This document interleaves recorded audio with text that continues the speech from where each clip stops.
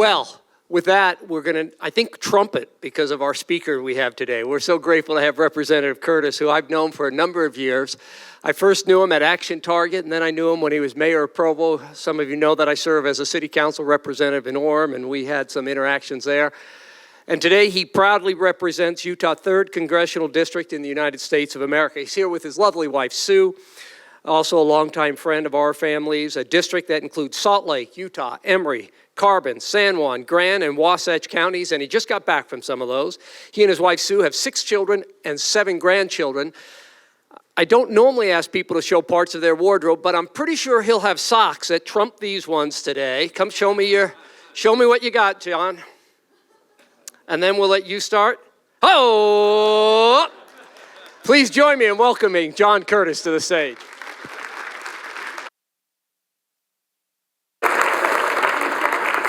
I'll open your water bottle. Okay. Oh, I am so delighted to be here.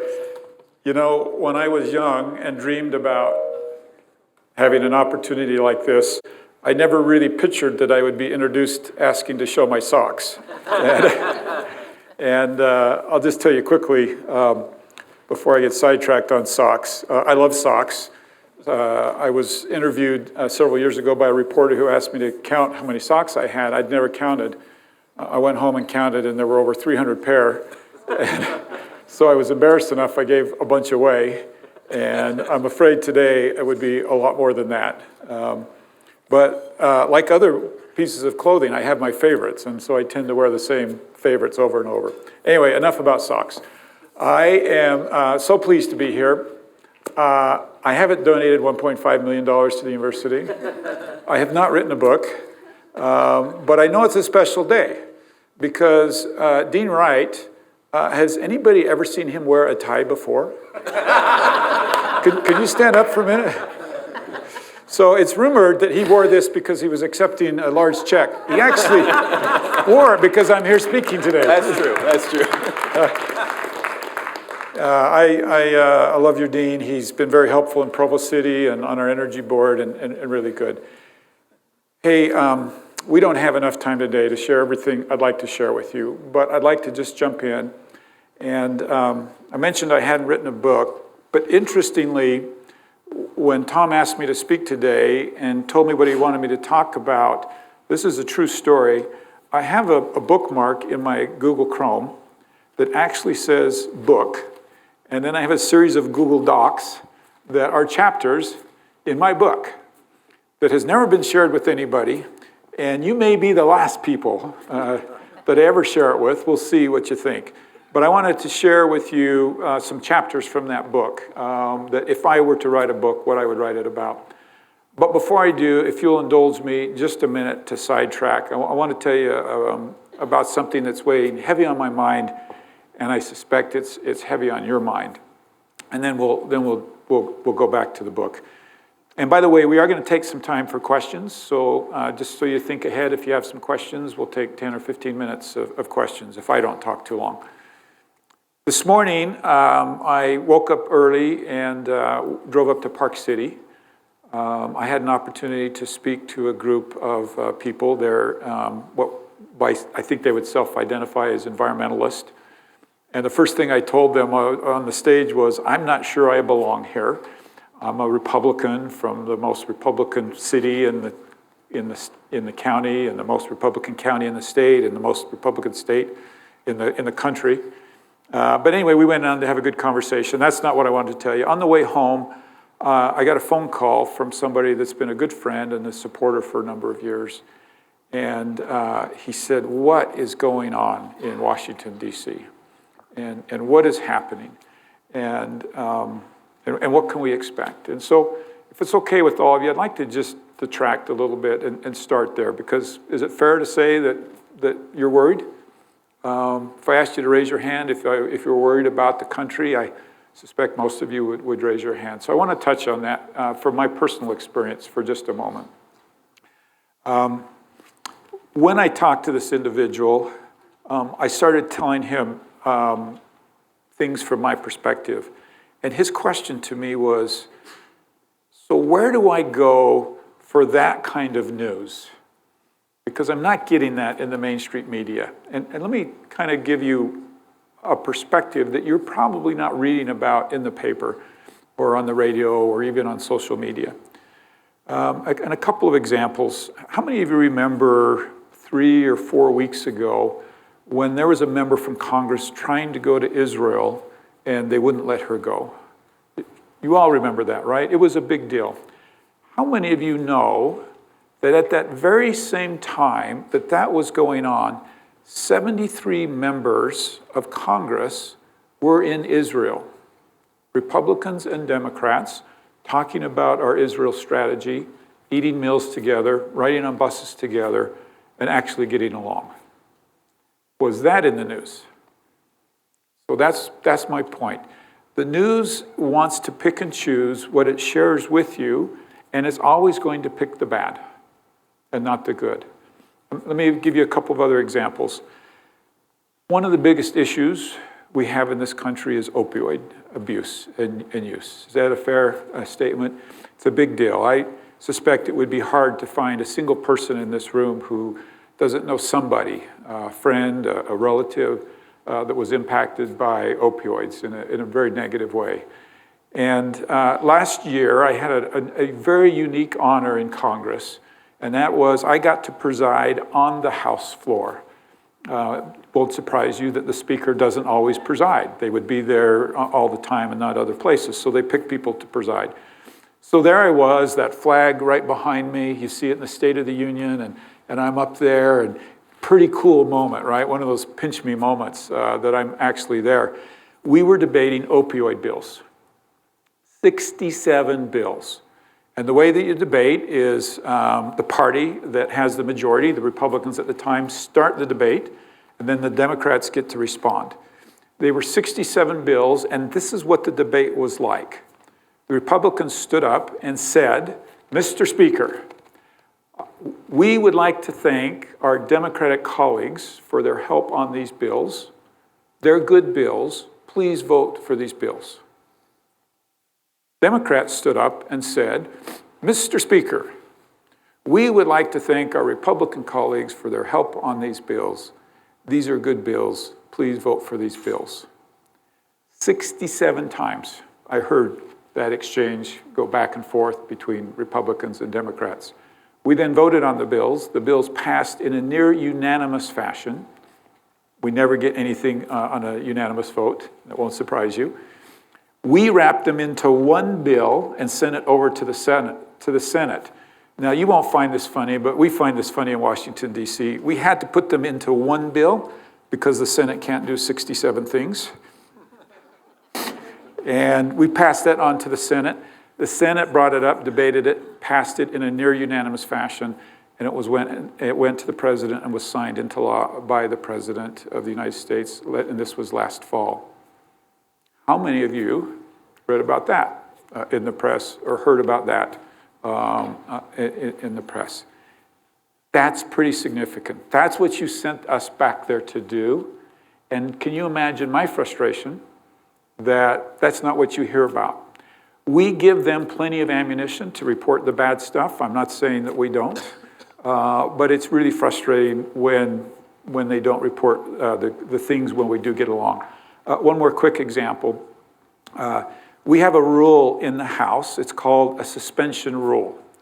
And if we have a bill that we want to pass and we want to have it move quickly, we can choose the path of putting it on suspension.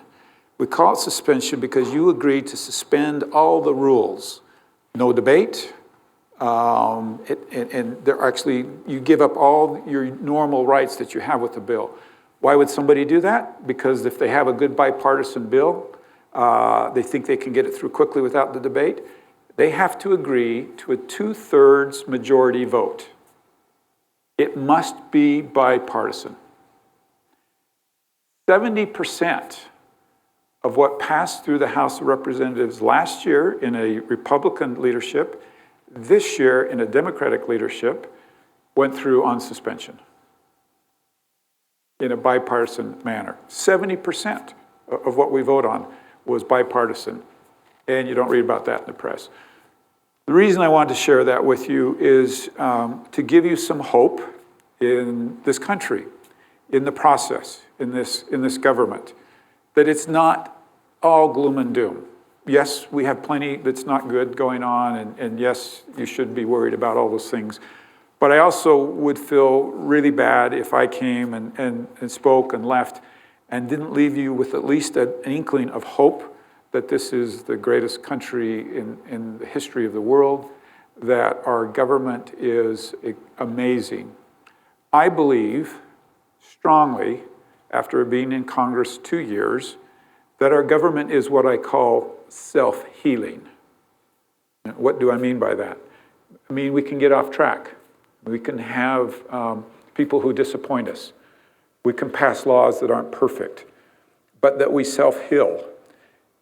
When I was running for Congress, I finished a debate, and a news reporter, I can still remember her in the moment just perfectly.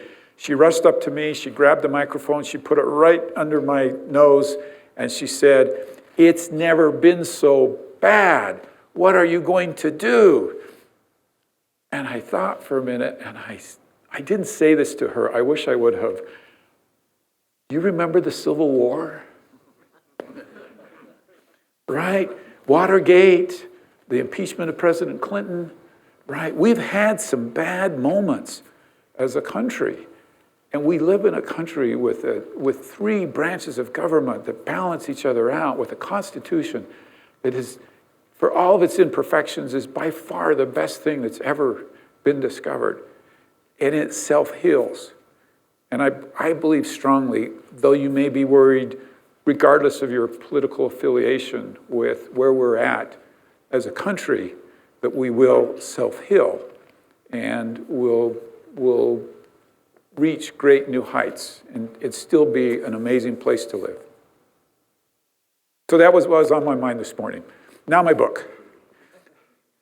I shared with my kids a few months ago my life's lessons. And there's not a lot of them, but I'd like to share them with you today, if that's okay. The first one that I've experienced is that you will all find whatever you look for. Now, let me tell you what I mean by that. Let me tell you a story first. When I was the mayor of Provo, I told this to every new employee. I made them sit down and listen to me tell them this story, and I'm going to make you listen to this story too. It's a simple story, but I think it's profound. There was a town, and in that town there was a barber. And like the stereotypical barber, this barber knew everything that went on in town and knew who everybody was. So a man walked into his barber shop one morning, and he said to the barber, "I'm new in town. Can you tell me what this town is like?" And the barber said, "I will, but I want you to answer a question first. What was the town like that you came from?" The man said, "Oh, I loved it. People were friendly. The mayor was an awesome guy. Everything just worked really well, and it was clean, and people were honest, and just a really great place." The barber smiled and he said, "You're going to like this town. It's exactly like the town you came from." Later that day, the very same barber had somebody else walk into his shop and say, coincidentally, "I'm new in town. Can you tell me what this town is like?"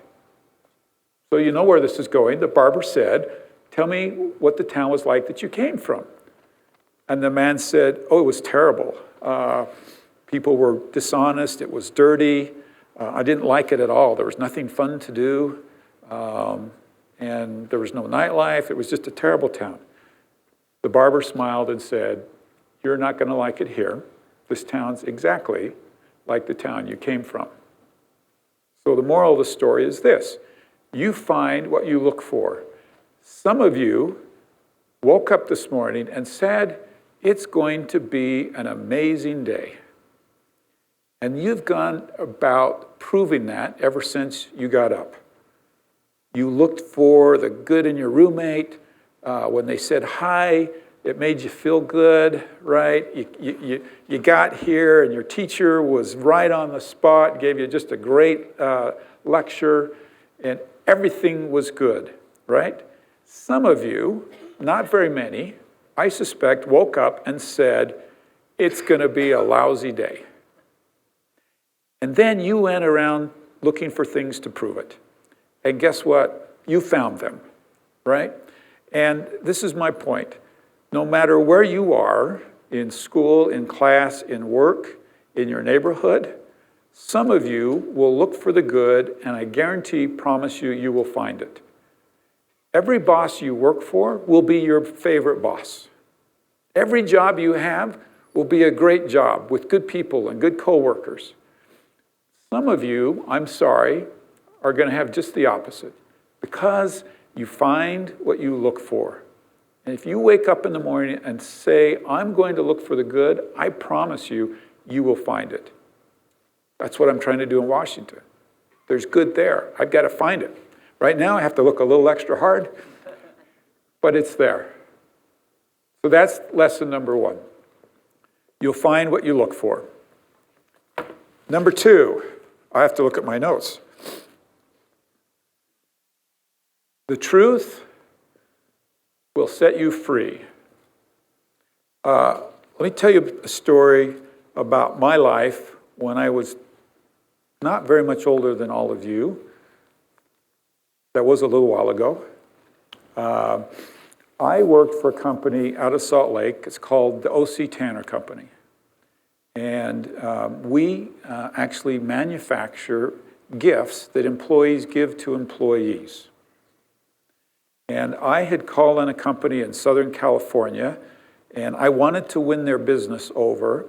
And she asked me for a special award for her president that we didn't carry as a company. But I wanted so much to win her business that I called my company and I said, we have to get this so that I can impress her and win their business.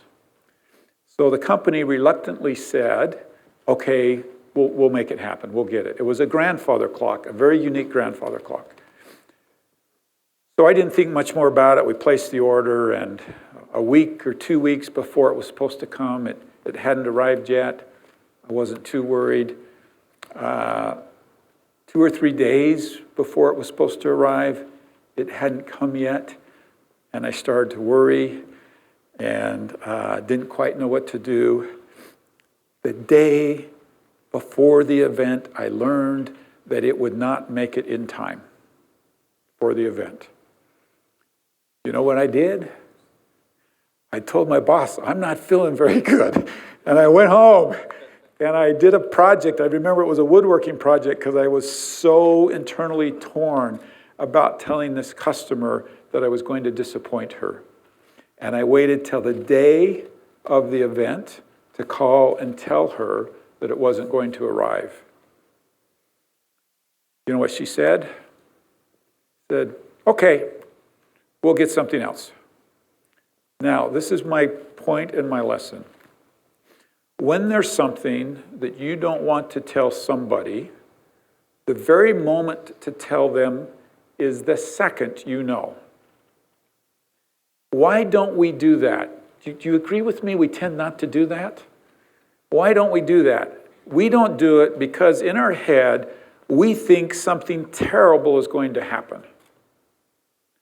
So what is the very worst thing that could have happened to me if I had told her the second I knew that it might be late? She could be disappointed in me. That's the worst thing, right? She can't hurt me physically. She can't take away, pardon? She could have been a yeller. That's actually better, isn't it? Because if she yells at me, I no longer feel bad, right? So it's actually not so bad. But my point is human nature is to not tell people when there's something very important to tell them. And the longer we wait to do it, the harder we make it to tell them, and the less fair we are being to them. She would far have preferred to know the moment that I knew that that was a problem. In politics, we say, tell the truth, tell it all, and tell it fast. How many politicians do you know that have gotten in trouble because they didn't follow those three things? Right? we're pretty forgiving of people making mistakes. What we're not forgiving of is people lying about those mistakes. So as you go about life and deal with friends and roommates and employers and spouses, remember the truth can set you free, but only if you tell it. And you will separate yourself from other people if you're one of those individuals that learns to be absolutely honest in telling people when you have bad news. All right, the next lesson. When my father passed away about 4 years ago, my father was really interesting. I think he was about the same height as your president.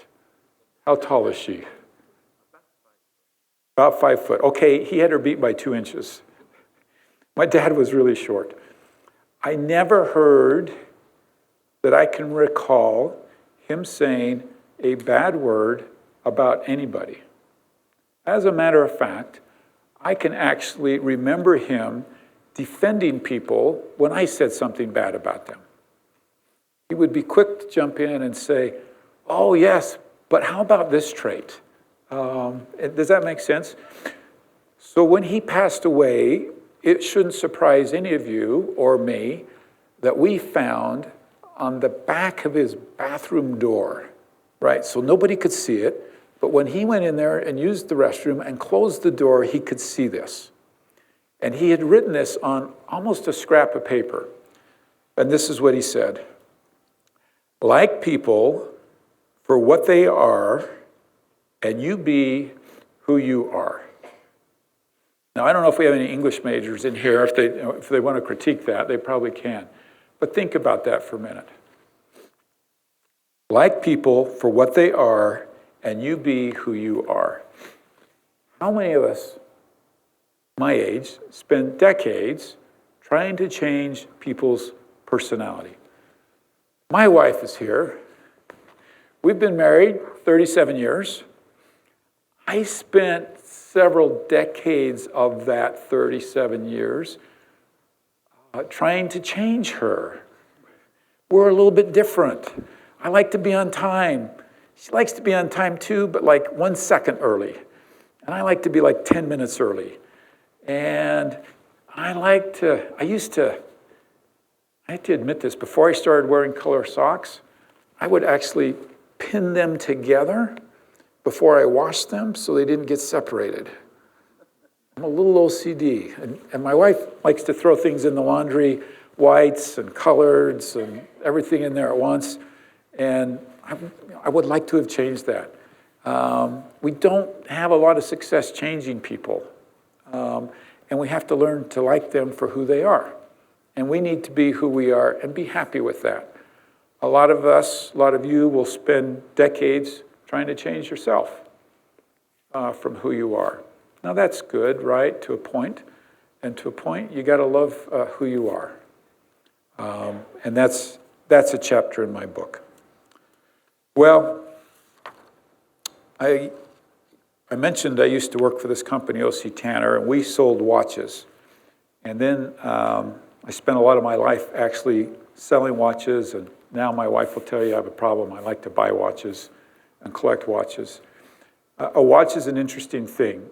How many of you know the difference between a quartz watch and a mechanical watch? Okay, what's the difference? You have to wind them. How do you know if your watch is, other than winding it, how do you know if your watch is quartz or manual? This is really easy if you've sold watches all your lives. Have you ever noticed your second hand on a quartz watch does this? Right? And on a mechanical watch, it does this. Why? In the quartz watch, there's a piece of quartz, and it oscillates. It oscillates. Are there anybody here who knows what? First warning. Oh my gosh, I'm running out of time. Thank you for the warning. All right, we're getting close. When a piece of quartz oscillates, it's kind of like vibrate. And it does this. And inside your quartz watch, there's a computer chip that counts every time it oscillates.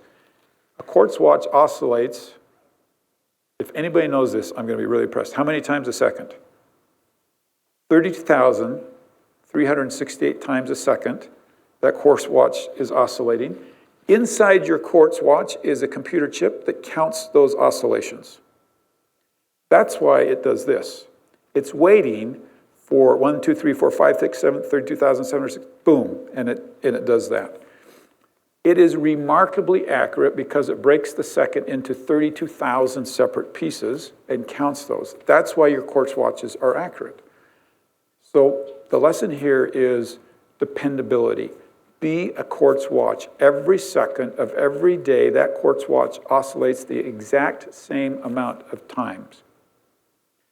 You will separate yourselves from the pack if you are one of those dependable persons.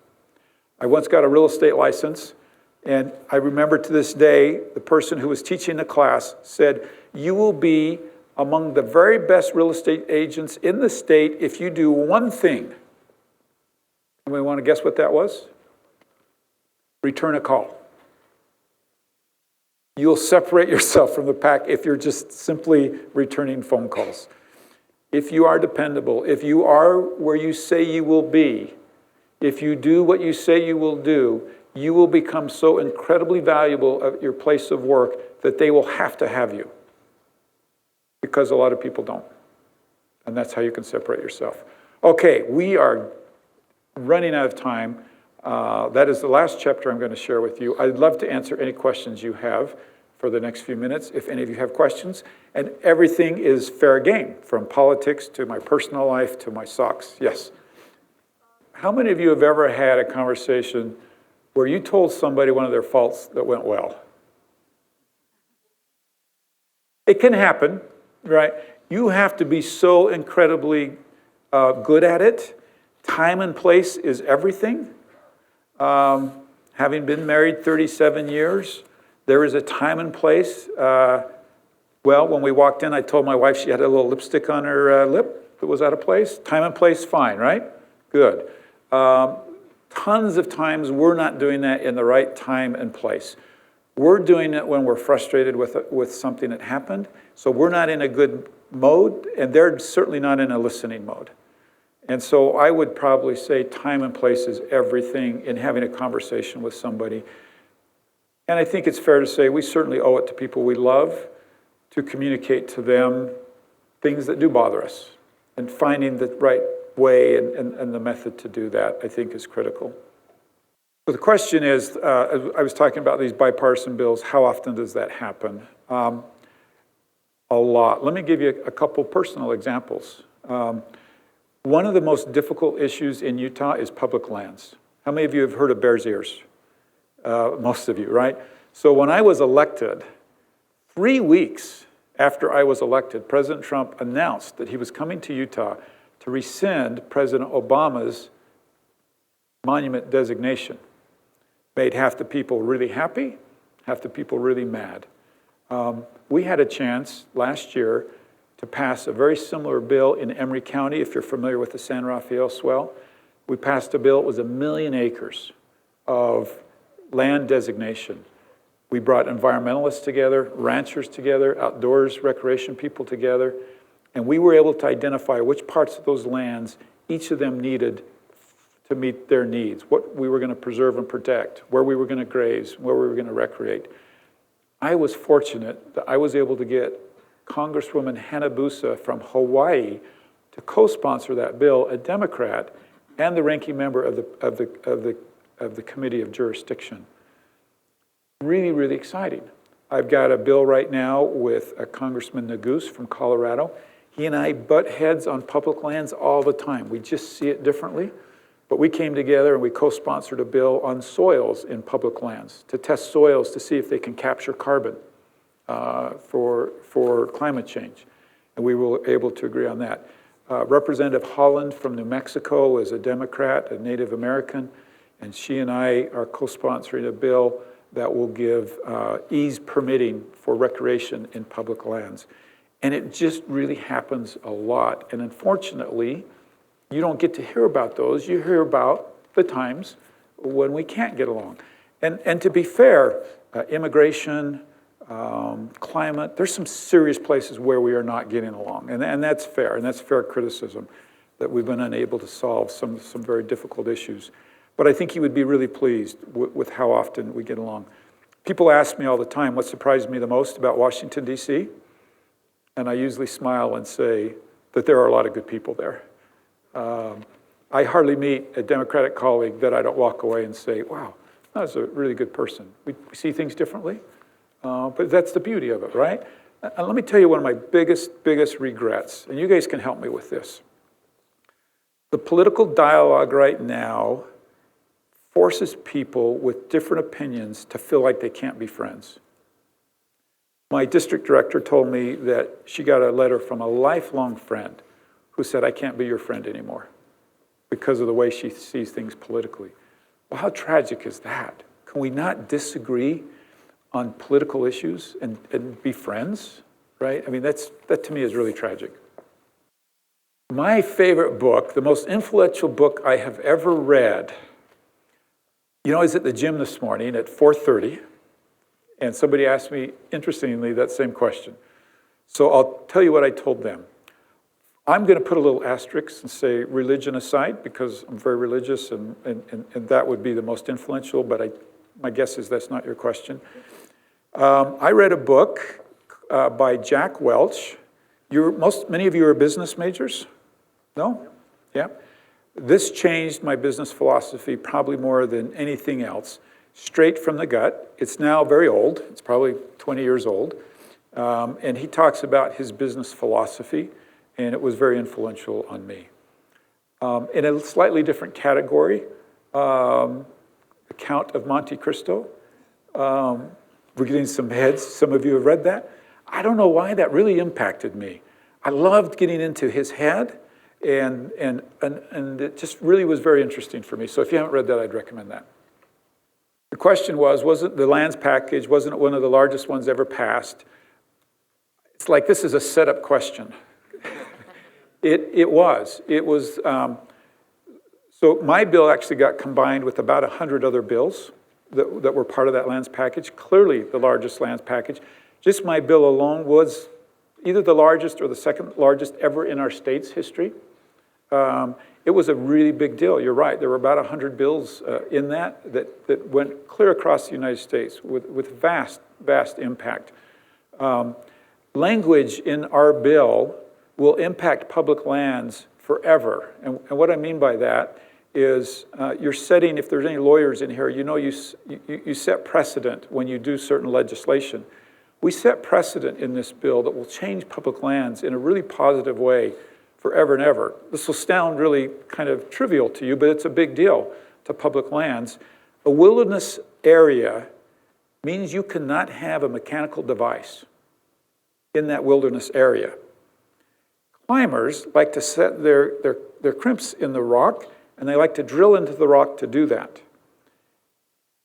If this became law, we would preclude them from being able to do that. So we found language that is now precedent that allows climbers to drill into the rock, to put their cramps in there, and still be wilderness. So thank you. It really was a big deal. Yeah, so Peggy asked in the time I've been serving, by the way, it's just short of 2 years, what do I feel like my greatest accomplishment is? Can I give you a couple answers? Yeah. One is that bill. It was a landmark bill. A lot of us, if we went to Congress for 24 years and did nothing but a bill like that, would feel very satisfied. So clearly that bill is one of those things. I'm trying to accomplish something right now that I've made some progress on, but if I can accomplish it, I think it would also go in that category. And that is that Republicans have not branded ourselves very well about how much we care about the earth. And I'm trying to change that dialogue and let Republicans be a little bit more bold in admitting that we do want to leave the earth better than we found it and figuring out how to articulate that. And that's one of my big passions right now, is to work with my Democratic colleagues who, quite frankly, are ahead of us on this and see if we can work together on that.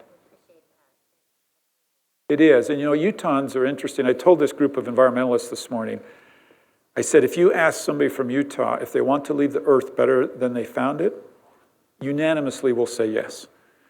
If you ask us about climate change, we make them a little uncomfortable.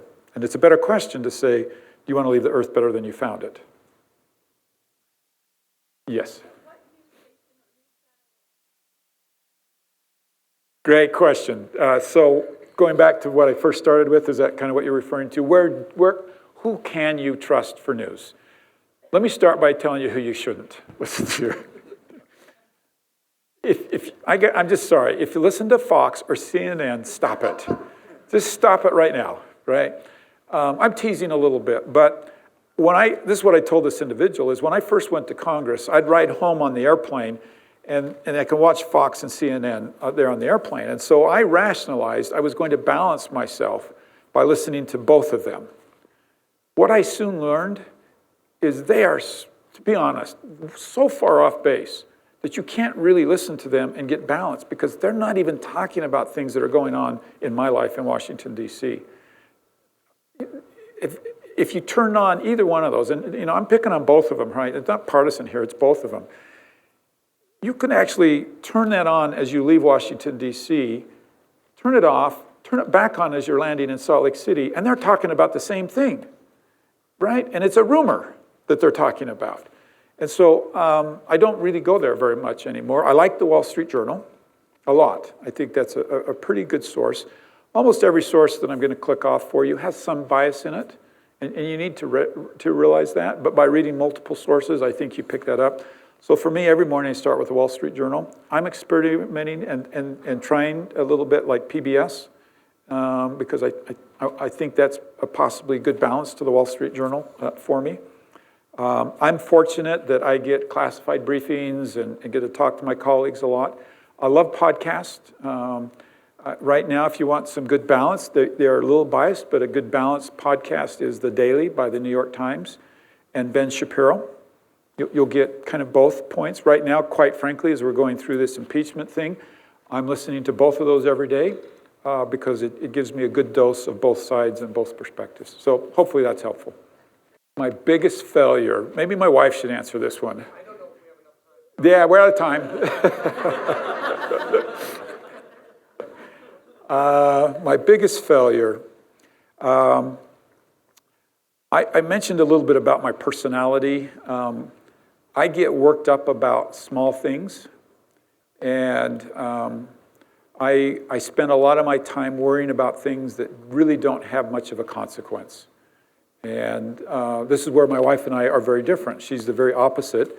Sometimes I wish she would worry about things more, and sometimes she wishes I would worry things about less. I'll give you one quick story. What is our time? I'll wind up with this story. When we had been married, I don't know, 5, 6 years, we went boating with some good friends. And my wife will know right where this one's going, right? So we got there, and my wife started playing with the kids on the beach and having fun, and I set up the tent, and I set up this series of rocks leading up from the beach to the tent and a bucket of water at the tent, so my kids could get to the tent without sandy feet, and I wouldn't have sand in the tent.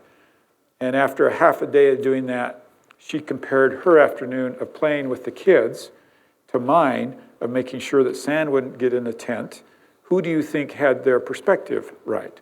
Well, how much sand do you think I actually kept out of the tent? Right, close to none, and she had a great experience with the kids.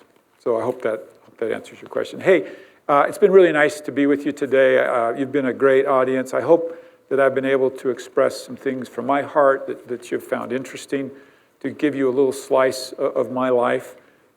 Maybe the last chapter of my book that's not written yet, that I'll just share with you the title, and that is Take a Little Risk, do things that make you uncomfortable.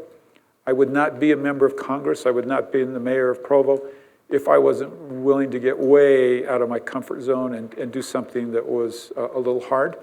So I'm going to finish writing that chapter, and next time we talk, I'll share that chapter with you. Thank you very much.